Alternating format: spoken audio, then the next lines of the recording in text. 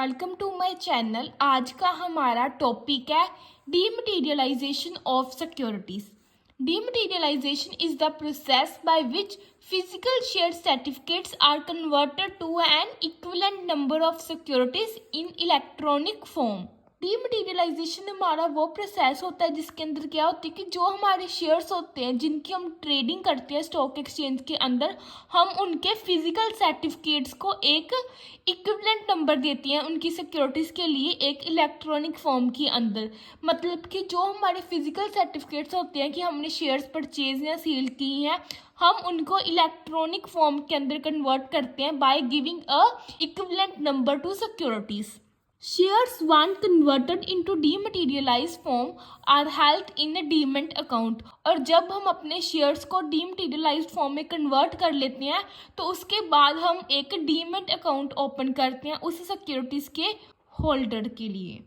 It is a process where the securities held by investors in physical form are cancelled and the investor is given an electronic entry so that he or she can hold it as an electronic balance account.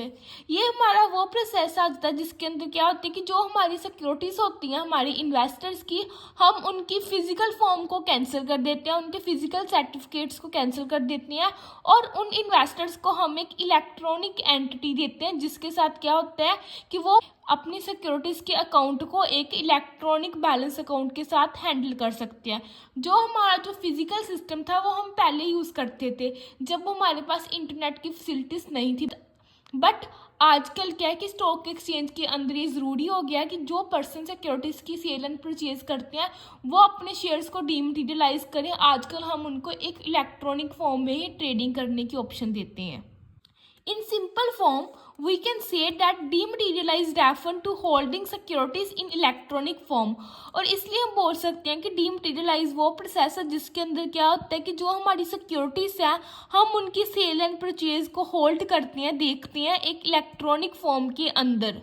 SEBI has now made it mandate to dematerialise the securities. जो हमारा stock exchange board है India की, उसके अंदर क्या है कि ये मैंडेटरी हो गया कि सभी अपनी सिक्योरिटीज़ को डीमटेरियलाइज करें।